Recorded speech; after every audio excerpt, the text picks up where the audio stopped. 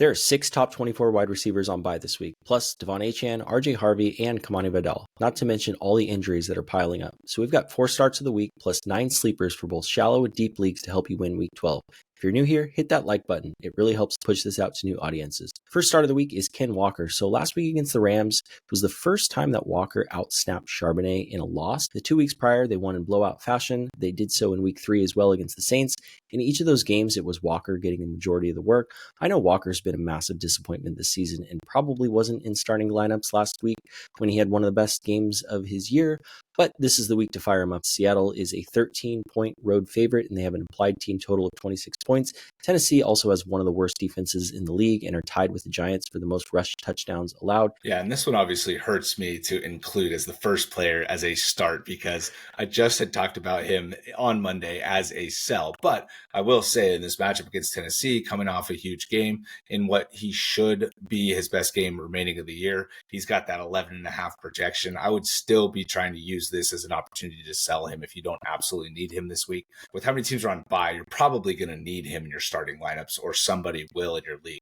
So definitely continue to look for trade opportunities and try and use the Tennessee matchup as additional leverage to get that trade done. My start of the week is Stefon Diggs. So we see him go back-to-back weeks of a strong target share. We see his highest snap share of the year in week 11, and then he gets the Cincinnati matchup that I think he can absolutely torch. So I am hoping that we see him finally put everything together in one game and have double-digit targets, over 100 yards and a score, and have an absolute monster game this week. Maybe that's a little bit of wish casting because I do need him in our league to do very well to try and get a win. I'm definitely fighting for a playoff spot, but I do think that this week is uniquely positioned for Diggs to be the number one target in a huge way against a Cincinnati team that should be able to score on New England this week. And the fact that he got 11 targets in a game in which they didn't need to throw a ton is just very encouraging, right? And we've talked about him in the past about being a very good trade target. So I know a lot of your deadlines are probably this week. So if you're looking ahead,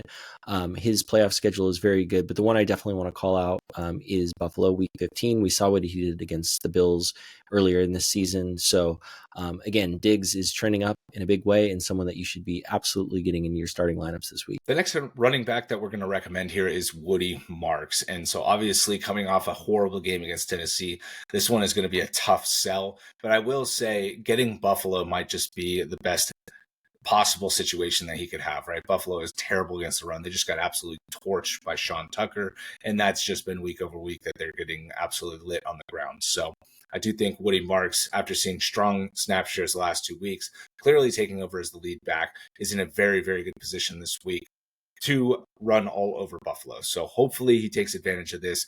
18 carries for his most in a game this season was last week. So if he gets that again this week, I'm really hoping that he can get over 100 total yards. Also, he only had 1 target in the game last week, and I do think that they probably are chasing points here. So hopefully with Davis Mills at the helm, he can get a couple more targets in this game. Yeah, they're going to have to leverage him in the passing game more, chasing points against Buffalo, you would presume, in this one. And, Woody Marks is someone, going back to the draft process, that I've compared very closely to like a Rashad White type fantasy player, right? Like if he gets the volume and he's good in the passing game, he's not going to be the most efficient runner in the world, but he can beat you in those good matchups. And the last guy that we're going to recommend to start is DeVonta Smith. And this one is tough for me to recommend just because it's somebody that I just always avoid drafting, but it's because of his up and down nature. And you even saw it last week. He had 1 for 8, but the matchup against Dallas this week, I think, is going to be awesome for him. And so do I think AJ Brown, Saquon Barkley, him and Dallas Goedert can all be good? Yeah. So that does scare me at least a little bit, but I do think DeVonta Smith has been playing very well outside of this game last week.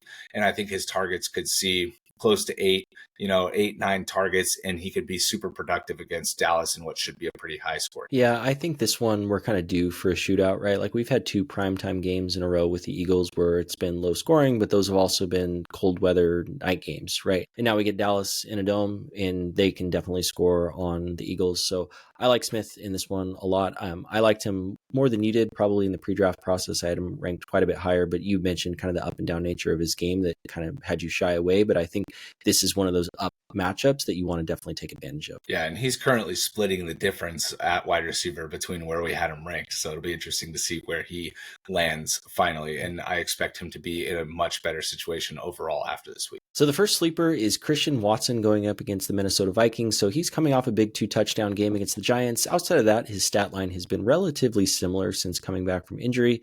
He's someone who's definitely going to be a popular waiver wire guy this week, and there's a strong case to be made to put him right into your lineups. And I know the Vikings matchup is going to appear red or orange on sleeper because they're a good unit overall, but they also blitz at one of the highest rates in the league, which leaves them in single coverage a ton. And Watson is very good against man and can take the top off of the defense. So coupled with the fact that Josh Jacobs is going to be out this week, so the Packers probably won't be able to run the ball quite as effectively. And we've seen over the course of Watson's career that when he gets hot, he can just be a touchdown machine, right? So if you need an upside play from the wide receiver 3 or the flex spot this week, I wouldn't necessarily let the matchup dissuade me from starting him. Yeah, and I really think this week in a division matchup that I hope we see Jordan Love cut it loose a little bit more. And seeing Watson get used in the red zone last week was awesome because he had those 2 touchdowns, but we also know down the field, he's just an excellent playmaker. So hopefully he gets some single coverage in this one as they try and blitz a lot against Jordan Love, and he can get loose for a long touchdown in addition to maybe,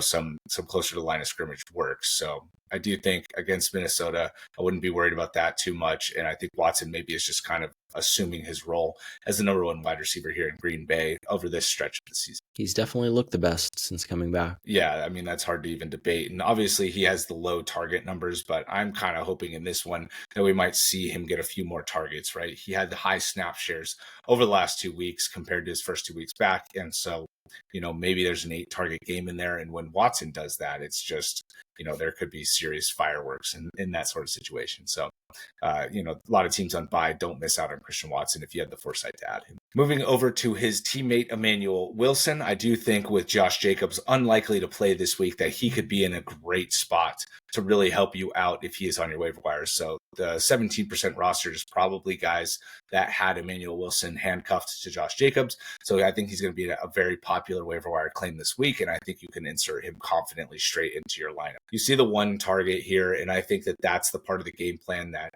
we could see increase quite a bit here with Wilson. A few more dump offs, maybe 4 targets. And if he catches them all 4 for 20 yards, 30 yards, that's a decent floor that he's building already. And in a game that I do think could get into the mid 20s, I would hope that he'd have a touchdown opportunity on the ground as well. So, maybe he's in that 20-ish, 18 to 20 touch range. And in that sort of situation, I think he can be extremely, extremely productive and can be a difference maker in week 12. If you spent a bunch of fab on Wilson, or if you use the number 1 claim on him, this is the week to use him, right? If Jacobs is back week 13 and he's going to be completely useless outside of being solely a handcuff, like what are we doing here? And, one thing we do in the off season is a video I really enjoy where, we break down kind of all the best and worst fab suggestions throughout the course of the year. So again, if you're going to be spending up on him, use him this week. Otherwise, what's the point? Next guy up, Andrei Iosivas going up against the New England Patriots. So this, of course, coincides with the Jamar Chase 1-game suspension. And even with Chase and Higgins being healthy all season, Iosivas has averaged a 79% snap share.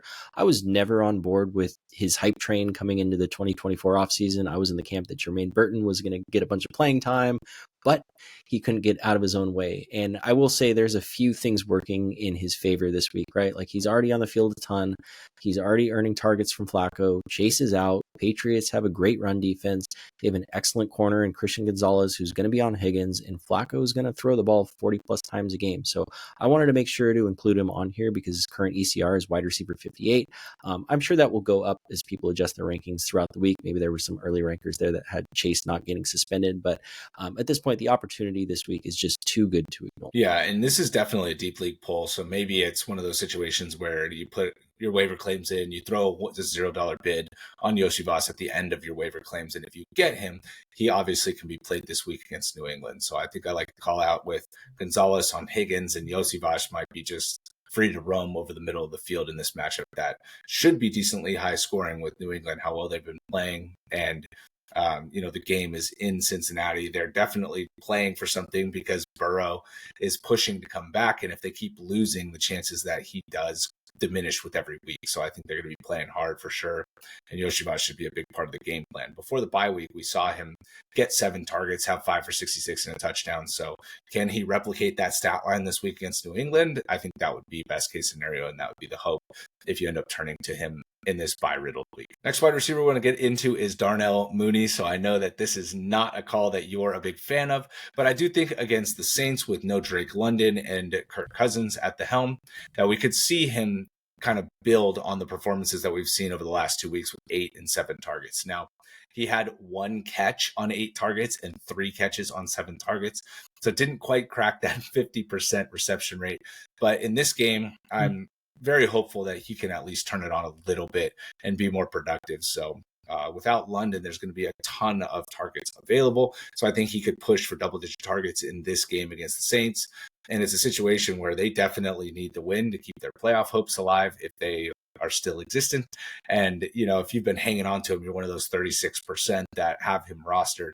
If you're not going to use him this week, I can't imagine why he's even on your team. Yeah, if you're not going to use him this week, then what's the point? My issue with him is we already saw week 8 against the Dolphins where London was out and Cousins was the starter, and he went 1 catch on 4 targets for 11 yards. But again, he can kind of math his way into this one. Hopefully, if he gets 10 plus targets, we know that he's a really good player, right? Like we've enjoyed him throughout his career. You know, he's been kind of injured this week. Didn't he have like this year, he's had like a broken collarbone or clavicle or something, and clearly he's just not right. But kudos to him for trying to power through it as much as possible. But again, not someone that I would be confidently starting. I would definitely push Iosivas over him, but you know, my late round best ball shares would definitely enjoy a nice week from Mooney. Yeah, and he's been out there a ton. So despite the injuries, he's been out there 90+% of the snaps over the last month. So he's going to be out there, and you know, he has the questionable tag. He's been dealing with injuries all year, but hopefully this is the week where he can really take advantage. Next we have Cedric Tillman going up against the Raiders. So this game is probably going to be gross, so I don't blame you for wanting to target like a lesser talent on a team that projects to score more points. However, the Raiders secondary is definitely one that you want to try to attack. We saw what Pickens just did to them on the outside on Monday night. Obviously, it helps when Dak is your quarterback instead of Shedeur, but assuming Shedeur is the starter for this game, despite how terrible he looked when he came in last week, at least he has the ability to push the ball further down the field than Gabriel. So there's also a chance that this is Shedeur's only start for the Browns, so he may as well go down swinging. Not to mention there's the other element to play that Brady was somewhat of a mentor to Sanders, yet passed on him in the draft multiple times. And again, this is very deep league desperation, but right now he's ranked around guys like Olamide Zaccheaus, Christian Kirk, Matthew Golden, who I think he should be able to all outperform this week. Yeah, and I still am holding out hope for Tillman that he can kind of ascend over the rest of the season into the number 1 wide receiver role ahead of Judy. And this week might be the best week that it could happen with Vegas. And obviously they have a pretty good schedule the rest of the season, but I'm really hopeful it happens this week. If it doesn't, my hope is going to start to wane that he can really take over at all this year. So, you know, he's only 12% rostered, not really somebody that a lot of guys are looking towards, but I know a lot of people are holding him in Dynasty, still remembering that 3-game stretch last year that was epic.